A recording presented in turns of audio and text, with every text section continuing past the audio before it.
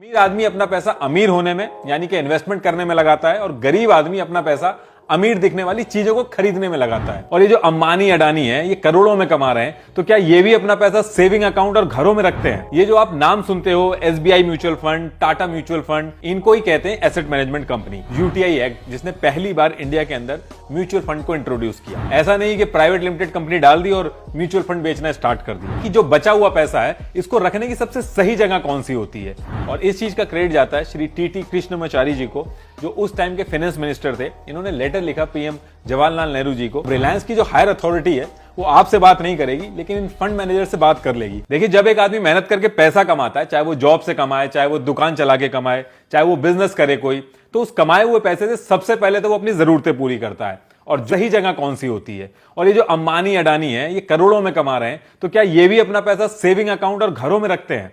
तो ये सारी चीजें डिटेल में डिस्कस करते हैं। देखिए, सबसे पहले तो ये देखते हैं कि हमारे पास जो पैसा बचता है, जिसे हम सेविंग्स कहते हैं, उसको रखने के लिए हमारे पास ऑप्शंस क्या क्या हैं। आप कहोगे कि इसमें ज्यादा दिमाग नहीं लगाना है, या तो आप घर में रख लोगे या फिर सेविंग अकाउंट में रखोगे, लेकिन ये दोनों जगह पे पैसा रखना एक घाटे का सौदा होता है। क्योंकि जब आप अपना पैसा घर में या सेविंग अकाउंट में रखते हैं तो वो पैसा रखे रखे कम हो जाता है।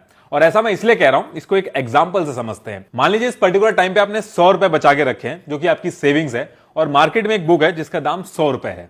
तो अब आप जब चाहें मार्केट में जाके इस बुक को खरीद सकते हैं। और अभी इंडिया का जो एवरेज इन्फ्लेशन रेट है, यानी कि जो महंगाई दर है, वो है 7.5%।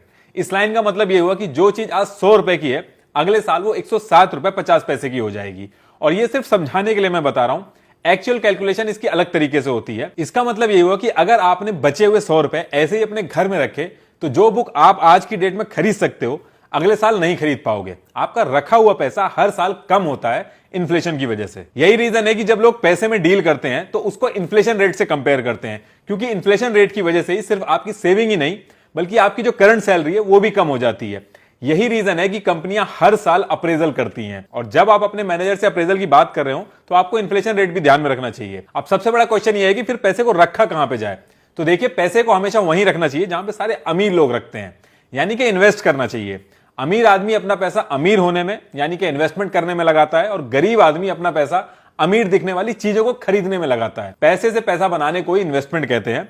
अब लेकिन बात यह है कि एक आम आदमी जिसको सिर्फ अपनी जॉब से रिलेटेड नॉलेज है, एक दुकान वाला जो सिर्फ अपने सामान के बारे में जानता है, वो ऐसे कैसे कहीं भी इन्वेस्ट करना स्टार्ट कर दे जब उसको नॉलेज ही नहीं है? उसको नुकसान भी हो सकता है। तो ये बात तो एकदम सही है, लेकिन इसमें सबसे पहले ये देखना होगा कि एक आम आदमी के पास ऑप्शन क्या क्या होते हैं इन्वेस्टमेंट के। देखिए, एक तो बहुत ही पुराना और कॉमन तरीका है कि आप अपनी जान पहचान वालों में से किसी को पैसा ब्याज पे दे दो और इंटरेस्ट रेट ऐसा रखो जो इन्फ्लेशन रेट को बीट करे।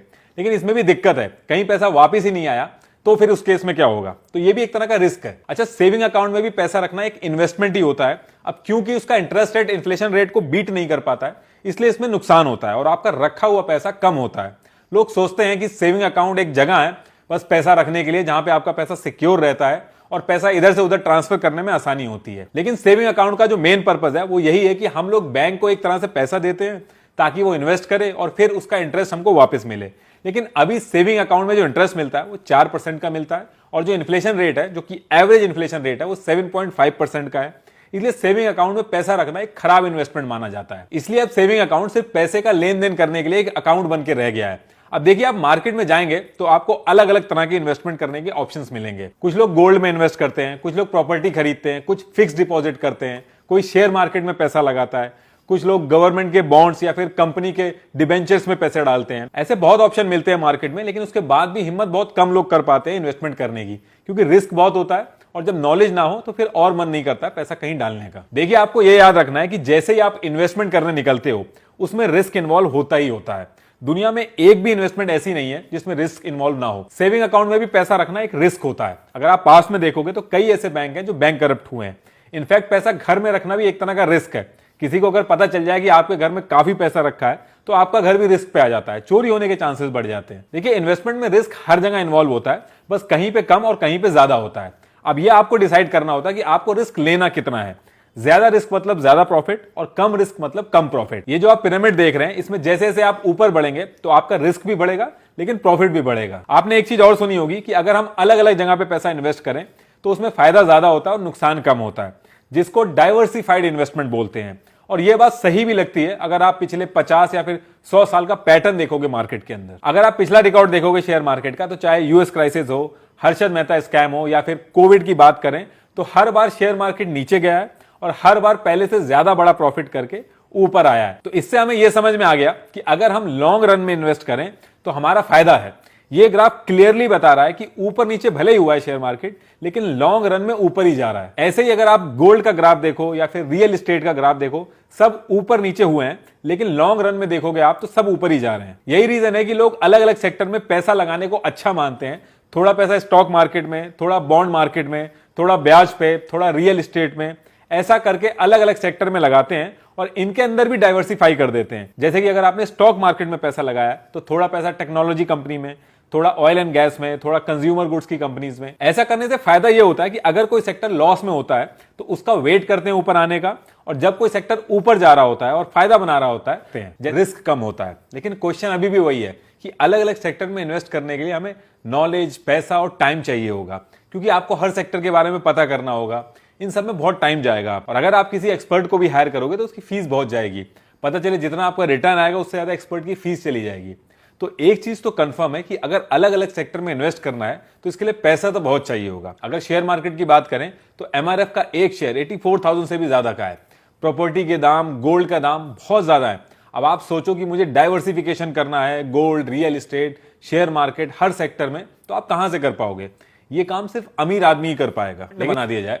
देखिए, जब भी किसी पर्टिकुलर पर्पस के लिए कोई पैसा इकट्ठा होता है उसको फंड बोलते हैं। तो अगर सब लोग मिलकर एक फंड इकट्ठा कर लें और एक अच्छे से फाइनेंशियल एक्सपर्ट को हायर कर लें जो बताएगी कहां पे पैसा लगाना सही होगा, तो एक्सपर्ट की फीस भी कम लगेगी, क्योंकि वो फीस सब में डिवाइड हो जाएगी और इसका लोड भी किसी एक पे नहीं पड़ेगा और कम पैसे में हम लोग डाइवर्सिफाइड तरीके से इन्वेस्टमेंट कर सकते हैं। अब देखिए, आइडिया तो बहुत अच्छा है, लेकिन इसमें सबसे पहला चैलेंज है कि इतने सारे लोग इकट्ठे कहां से होंगे, और उससे भी बड़ा चैलेंज है कि आप विश्वास किस पे करोगे। इतने पैसे फंड बना के आपने किसी के पास रख दिया और वो भाग गया, तो उस केस में क्या होगा? तो यहां से एंट्री होती है गवर्नमेंट की। इस चीज को लेके एक यूटीआई एक्ट बनाया गया 1963 में, जहां पे इन सारी चीजों की जिम्मेदारी गवर्नमेंट लेती है। अब लोग किसी पर्टिकुलर आदमी पे विश्वास भले ही ना करें, लेकिन गवर्नमेंट और गवर्नमेंट की बनाई हुई अलग अलग ऑर्गेनाइजेशन पे तो विश्वास करेंगे ही, जैसे कि SBI, PNB bank, general insurance वगैरह। और एक बार ऐसा हुआ भी था कि गवर्नमेंट की बनाई हुई जो यूटीआई थी उसको काफी लॉस हुआ था, लेकिन उसके बाद भी पब्लिक को उसका पैसा वापस मिला था। तो इन सारी चीजों को कंसोलिडेट करके, यानी कि इकट्ठा करके, एक एक्ट लाया गया 1963 में, यूटीआई एक्ट, जिसने पहली बार इंडिया के अंदर म्यूचुअल फंड को इंट्रोड्यूस किया। और इस चीज का क्रेडिट जाता है श्री टीटी कृष्णमाचारी जी को, जो उस टाइम के फाइनेंस मिनिस्टर थे। इन्होंने लेटर लिखा पीएम जवाहरलाल नेहरू जी को कि लोगों की जो सेविंग्स है, यानी कि जो घरों में रखा हुआ पैसा है, उसको एक सिस्टमैटिक तरीके से इन्वेस्ट करवाना चाहिए, जिससे इंडिया का जो मार्केट है उसका भी फायदा हो और आम जनता का भी फायदा हो। इस चीज का काम दिया गया रिजर्व बैंक ऑफ इंडिया को, और 1964 में इंडिया की पहली म्यूचुअल स्कीम आई जिसका नाम था यूएस 64। ये इंडिया की सबसे पॉपुलर स्कीम साबित हुई। 1963 से 1987 तक इंडिया के अंदर यूटीआई म्यूचुअल फंड का एकमात्र प्लेयर था। फिर उसके बाद इसमें सरकारी बैंक आए, अलग अलग फाइनेंशियल इंस्टीट्यूट्स आए, PNB bank, bank of India, general insurance corporation अपने अपने म्यूचुअल फंड लेके आए। लेकिन अभी तक इसमें सिर्फ गवर्नमेंट कंपनीज ही आ रही थी अपने म्यूचुअल फंड लेके। लेकिन 1993 में सेबी आता है और इसके आते ही प्राइवेट कंपनीज की एंट्री भी शुरू कर दी जाती है, और इससे आम जनता के पास बहुत सारे ऑप्शन खुल जाते हैं, अलग अलग स्कीम्स और ऑफर आने लगते हैं, और कंपटीशन भी काफी शुरू हो गया था उस टाइम पे, जो कि आज तक चल रहा है। आगे चल के इसमें इंटरनेशनल प्लेयर्स भी आए, जैसे कि मॉर्गन स्टैनली, जेपी मॉर्गन, ये सब अपने म्यूचुअल फंड लेके आए। देखिए, भले इंडिया के अंदर म्यूचुअल फंड को गवर्नमेंट, प्राइवेट और इंटरनेशनल कंपनियां लेके आ रही थी, लेकिन गवर्नमेंट इस फंड की क्रिटिकलिटी को बहुत ही अच्छे से समझता था। यही रीजन था कि म्यूचुअल फंड की हर चीज सेबी से बहुत ही स्ट्रिक्ट तरीके से रेगुलेट की जाती थी। आज भी सेबी म्यूचुअल फंड की हर एक्टिविटी में अपना इन्वॉल्वमेंट रखता है। हर म्यूचुअल फंड को अपने फंड की डिटेल, पूरा का पूरा एक्सपेंस, पिछला हिस्टोरिक डेटा, हर चीज सेबी से अप्रूव करानी होती है पब्लिक में एडवर्टाइज करने से पहले। अब इसमें एक चीज ये भी समझ लेते हैं कि अगर किसी को अपना म्यूचुअल फंड स्टार्ट करना है तो इसमें पूरा प्रोसेस क्या फॉलो होता है। देखिए, म्यूचुअल फंड स्टार्ट करने के लिए मेनली 5 चीजों की जरूरत होती है। पहला है ट्रस्ट, दूसरा है स्पॉन्सर्स, तीसरा है फंड मैनेजर, और चौथा है एसेट मैनेजमेंट कंपनी, जिसे एएमसी बोलते हैं, और कस्टोडियन। सेबी के रूल के हिसाब से म्यूचुअल फंड को सिर्फ एक ट्रस्ट की तरह ही बनाया जा सकता है। ऐसा नहीं कि प्राइवेट लिमिटेड कंपनी डाल दी और म्यूचुअल फंड बेचना स्टार्ट कर दिया। इसलिए म्यूचुअल फंड स्टार्ट करने के लिए पहले म्यूचुअल फंड ट्रस्ट बनाया जाता है, उसके बाद इसके स्पॉन्सर्स बनाए जाते हैं। ये स्पॉन्सर्स बहुत ही इंपॉर्टेंट रोल प्ले करते हैं म्यूचुअल फंड में। पैसा तो ये लगाते ही हैं, इसके अलावा म्यूचुअल फंड ट्रस्ट में ट्रस्टी कौन बनेगा, सेबी के अप्रूवल वगैरह सब यही स्पॉन्सर्स देखते हैं। ये सब होने के बाद एक एसेट मैनेजमेंट कंपनी बनाई जाती है जिसे एएमसी कहते हैं। ये जो आप नाम सुनते हो, SBI mutual fund, Tata mutual fund, ICICI prudential mutual fund, इनको ही कहते हैं एसेट मैनेजमेंट कंपनी यानी कि एएमसी। इन एएमसीज को अपनी नेटवर्थ 10 करोड़ से ऊपर रखनी होती है। अगर इससे कम होती है तो ये कोई भी स्कीम लॉन्च नहीं कर पाएंगे। एएमसी का जो मेन काम होता है वो म्यूचुअल फंड की अलग अलग स्कीम्स को लॉन्च करने का होता है। म्यूचुअल फंड के जो ट्रस्टीज होते हैं, इनकी जिम्मेदारी होती है कि एएमसी के सारे सिस्टम ठीक से काम करें। एएमसी के अंदर ऑडिटर, रजिस्ट्रार वगैरह सब म्यूचुअल फंड के ट्रस्टी ही अपॉइंट करते हैं। सेबी के रूल के हिसाब से एएमसी को कोई भी म्यूचुअल फंड लॉन्च करने से पहले सारी डिटेल्स लोगों को बतानी होती हैं। उसके बाद ही लोग उस पर्टिकुलर म्यूचुअल फंड की यूनिट खरीद सकते हैं। अब आप कहोगे कि म्यूचुअल फंड के अंदर ये यूनिट का क्या मतलब होता है। देखिए, म्यूचुअल फंड जो भी पैसा अलग अलग सेक्टर में इन्वेस्ट करता है उसको यूनिट में डिवाइड कर देता है। इसको एक एग्जांपल से समझते हैं। एमआरएफ का एक शेयर 84,000 से ऊपर का है, हनीवेल का एक शेयर 43,000 से ऊपर का है, 3M इंडिया का एक शेयर 23,000 से ऊपर का है। अब आपको अकेले इन सारे शेयर्स को खरीदना हो तो बहुत ज्यादा पैसे लगेंगे, लेकिन म्यूचुअल फंड क्या करेगा, इन 3 शेयर्स को खरीद लेगा और इनको छोटे छोटे हजारों यूनिट में डिवाइड कर देगा। अब आप लोग जब एक यूनिट खरीदोगे तो उसका पैसा बहुत कम होगा और कम पैसे में आपको तीनों शेयर्स मिल जाएंगे जो आप पहले नहीं कर सकते थे। यह भी हो सकता है कि आपके 500 रुपए 10-12 कंपनियों में लगे हों। अब इसमें एक क्वेश्चन और आता है कि म्यूचुअल फंड की जो ये यूनिट होती है, इस यूनिट का पैसा कैसे डिसाइड होता है। तो देखिए, जैसे कंपनी के शेयर्स होते हैं वैसे ही म्यूचुअल फंड की यूनिट्स होती हैं। ये यूनिट जब म्यूचुअल फंड शुरू होता है तब एक फिक्स प्राइस में इशू की जाती हैं। फॉर एग्जांपल 10 रुपए या फिर 100 रुपए। इसी को कहते हैं एनएवी यानी कि नेट एसेट वैल्यू। लेकिन एक बार जब म्यूचुअल फंड मार्केट में इन्वेस्ट करता है तो उनकी इन्वेस्टमेंट की वैल्यू म्यूचुअल फंड की यूनिट्स की वैल्यू भी चेंज होती है। एक म्यूचुअल फंड बहुत तरीके की स्कीम ला सकता है, लेकिन हर स्कीम को ट्रस्टीज से अप्रूवल लेना होगा और एक फाइल जिसे ऑफर डॉक्यूमेंट कहते हैं वो सेबी को सबमिट करनी होती है। इस ऑफर डॉक्यूमेंट में वो सब चीजें होनी चाहिए जिसे पढ़कर हमारे और आपके जैसे लोग सही डिसीजन ले पाए कि कौन सा म्यूचुअल फंड लेना है। अगर ऑफर डॉक्यूमेंट सेबी को फाइल करने के 21 दिन में सेबी उस पर कोई भी कॉमेंट नहीं करता है तो एएमसी उस डॉक्यूमेंट को पब्लिक को ऑफर करके फंड जनरेट करने का काम शुरू कर सकता है पब्लिक से। उसके बाद एएमसी एक फंड मैनेजर असाइन करेगी। तो अब ये फंड मैनेजर क्या होता है? देखिए, fund manager basically financial expert होते हैं और इनके साथ एक रिसर्च की टीम होती है जिनका फुल टाइम काम यही होता है कि वो इन्वेस्टमेंट को एनालाइज करें और वो इन्वेस्टमेंट खरीदें जो म्यूचुअल फंड के गोल्स को पूरा करती है। ये फंड मैनेजर्स जरूरी इसलिए होते हैं क्योंकि ये अलग अलग कंपनीज के फाइनेंशियल स्टेटमेंट को एनालाइज करते हैं कि उनका रेवेन्यू क्या है, एक्सपेंस क्या है, प्रॉफिट और लॉस क्या है। ये जो फंड मैनेजर होते हैं बड़ी बड़ी कंपनीज के मैनेजर और मालिकों से डायरेक्ट बात करते हैं। अब रिलायंस की जो हायर अथॉरिटी है वो आपसे बात नहीं करेगी, लेकिन इन फंड मैनेजर से बात कर लेगी क्योंकि उनको पता होता है कि ओवरऑल फंड बहुत बड़ा है इन फंड मैनेजर्स के पास और अगर ये फंड मैनेजर हमारी कंपनीज में इन्वेस्ट कर देंगे तो कंपनी के लिए बहुत ही बढ़िया बात रहेगी। इसलिए बड़ी बड़ी कंपनीज इन फंड मैनेजर्स से बात करती हैं और समझाती हैं अपने आगे के प्लान्स। और ये सब एनालाइज करके जो पैसा लोगों से इकट्ठा होता है उस पैसे को फंड मैनेजर अपने हिसाब से देख के इन्वेस्ट कर देता है। जिस डाइवर्सिफिकेशन के लिए आपको लाखों खर्च करने होते हैं वो अब आप चाहो तो 500 रुपए से भी स्टार्ट कर सकते हो और आपको 500 रुपए में भी एक रेपुटेड फंड मैनेजर की एक्सपर्टीज भी मिल रही है जो आप अकेले अफोर्ड नहीं कर पाते। आपने म्यूचुअल फंड के अंदर एक्सपेंस रेशियो के बारे में सुना होगा, कहीं पे 90 रुपए का होता है, कहीं पे 100 रुपए होता है। हर म्यूचुअल फंड का एक्सपेंस रेशियो अलग अलग होता है। ये उस फंड मैनेजर की फीस और पूरा प्रोसेस इंप्लीमेंट करने की फीस होती है जो हमारे और आपके जैसे इन्वेस्टर में डिवाइड हो जाती है। अब आप अपना पैसा लगा के आराम से अपना काम करिए। ये जो फंड मैनेजर होगा इसको जब लगेगा ये इन्वेस्ट करेगा, जब लगेगा ये बेचेगा। तो इसमें आपका कोई रोल नहीं होता, आपको कोई टेंशन लेने की जरूरत नहीं है। आपको जब लगे आप अपनी यूनिट सेल कर सकते हो। 1 से 2 दिन के अंदर आपके अकाउंट में पैसा वापस आ जाएगा। म्यूचुअल फंड के बारे में पहली इंपॉर्टेंट बात समझने की यह है कि सारे म्यूचुअल फंड एक से नहीं होते हैं। हर फंड अलग अलग होते हैं। कोई हाई रिस्क फंड होता है तो किसी में रिस्क नहीं होता है, कोई शेयर में इन्वेस्ट करता है तो कोई डेट में इन्वेस्ट करता है। हर फंड का ये क्लियर होता है कि वो कितने पैसे कहां लगाएगा। ऐसा नहीं है कि आपने फार्मा सेक्टर का म्यूचुअल फंड खरीदा है तो वो जाके गोल्ड में इन्वेस्ट कर देगा। लोग सोचते हैं कि म्यूचुअल फंड सिर्फ शेयर मार्केट में लगता है, लेकिन ऐसा नहीं है। म्यूचुअल फंड के जो एक्सपर्ट होते हैं वो अलग अलग जगह पे अपना पैसा इन्वेस्ट करते हैं। जो लोग म्यूचुअल फंड लेते हैं उनको भी अपना गोल पता होना चाहिए कि वो किस पर्पस के लिए म्यूचुअल फंड में इन्वेस्ट कर रहे हैं। उसके बाद ही म्यूचुअल फंड सेलेक्ट करने में आसानी होती है।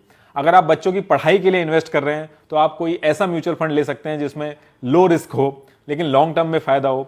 अगर आप किसी वेकेशन का प्लान कर रहे हैं तो वहां पे आप हाई रिस्क वाला म्यूचुअल फंड भी ले सकते हैं, क्योंकि अगर आप वेकेशन पे नहीं जा पाए तो ये कोई बिग डील नहीं है, लेकिन बच्चों की एजुकेशन बहुत इंपॉर्टेंट है। तो इस तरीके से आप अपने गोल सेट कर सकते हैं। म्यूचुअल फंड की एक बात और है कि ये अलग अलग ऑप्शन देता है इन्वेस्ट करने के।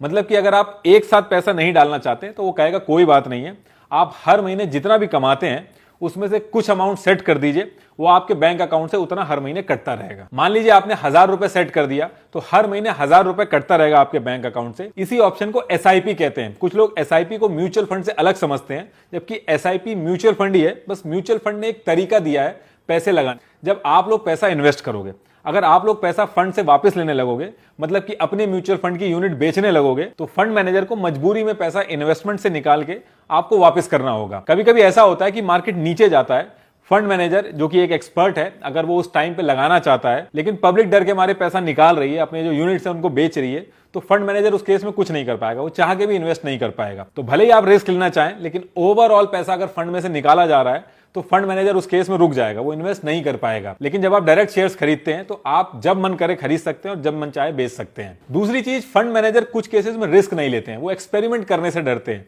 अब अगर कोई फंड मैनेजर रिलायंस में इन्वेस्ट करता है और फायदा नहीं होता है तो उसकी जॉब खतरे में नहीं रहेगी। लेकिन अगर वही सेम फंड मैनेजर किसी छोटी मोटी कंपनी में इन्वेस्ट करके रिस्क ले ले अपने एक्सपर्टीज के हिसाब से, और नुकसान अगर हो गया, तो ट्रस्टी उससे क्वेश्चंस करेंगे कि क्या सोच के आपने छोटी कंपनी में पैसा इन्वेस्ट कर दिया। इनफैक्ट ये भी हो सकता है कि जो बाकी कंपनीज हैं वो भी उसको जॉब ना दें। इसलिए जो फंड मैनेजर होता है वो ज्यादा रिस्क नहीं लेता है, वो अपनी जॉब को खतरे में नहीं डालता है, वो एवरेज रिटर्न से भी खुश रहता है। म्यूचुअल फंड कंपनीज का जो प्रॉफिट होता है वो पब्लिक को कितना रिटर्न मिला उस पर डिपेंड नहीं करता है, बल्कि इस पर डिपेंड करता है कि पब्लिक ने कितना फंड इकट्ठा किया है। जितना फंड इकट्ठा होता है उसका 1 से 2% म्यूचुअल फंड कंपनीज को जाता है, देन पब्लिक को रिटर्न दिलवाने में, और इस चक्कर में वो सेफ खेलती है।